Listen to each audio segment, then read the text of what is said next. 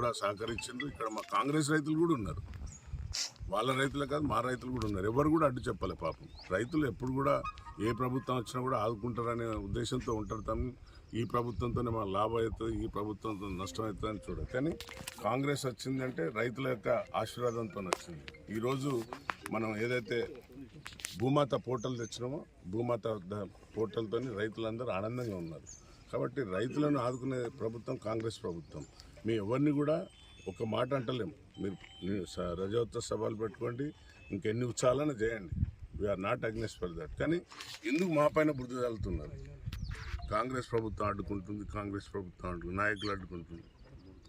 ఇంకో మీకు పచ్చి నిజం చెప్తాను. హుజరాబాద్ ఎమ్మెల్యే కౌశిక్ రెడ్డి ఒక వ్యాపారస్తుని బండబుద్ధులు తిట్టి లంజవాడక 50 లక్షలు పంపకుంటే నీది ఎట్లా నడుస్తుంది చూస్తా నేను అని వాయిస్ వాళ్ళు కంప్లైంట్ కూడా ఇవ్వడం జరిగింది అతని పైన. అంటే ఇంకా వీళ్ళు ఉద్యమకారులం అనే భావనలో ఉన్నారు. కాంగ్రెస్ ప్రభుత్వమే ఇచ్చింది తెలంగాణ, మీ అందరికీ తెలుసు. సోనియమ్మ ఇవ్వకుంటే వాళ్ళ తెలంగాణ అంబేద్కర్ గారు ఇచ్చింది, రాజ్యాంగ ప్రకారంగా తెలంగాణ వచ్చింది. కానీ వారిని ఎప్పుడు గౌరవించుకొని మా బీఆర్ఎస్ ప్రభుత్వం వాళ్ళ పెద్ద గొప్పలు మాట్లాడుతుంది. కంచకట్టు భూములను ధ్వంసం చేసింది కాంగ్రెస్ ప్రభుత్వాన్ని కూడా ఇప్పుడు ఇక్కడ వచ్చి చూడండి ఎంత ధ్వంసం చేస్తున్నారు.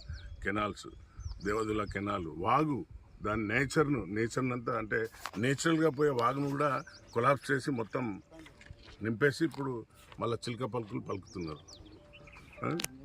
గుండేటి ఏదైతే గుండేటి వంగపల్లి మధ్యన ఉన్న క్వారీ, ఆ క్వారీని ఆ యొక్క యజమానిని బెదిరించి నువ్వు రేపు మా మీటింగ్కి 50 లక్షలు ఇవ్వకుంటే నీ సంగతి చూస్తాను, నీ క్వారీ ఎట్లా నడుస్తుందో అని ఈ విధంగా బెదిరించుకొని బతుకుతున్న బీఆర్ఎస్ ప్రభుత్వం. దీనిపైన ఎవరు రెస్పాన్సిబిలిటీ తీసుకుంటారు? రైతులను మళ్ళీ ఏ విధంగా వీళ్ళు ఎవరు దీన్ని క్లీన్ చేస్తారనేది ఇక్కడ ప్రశ్న.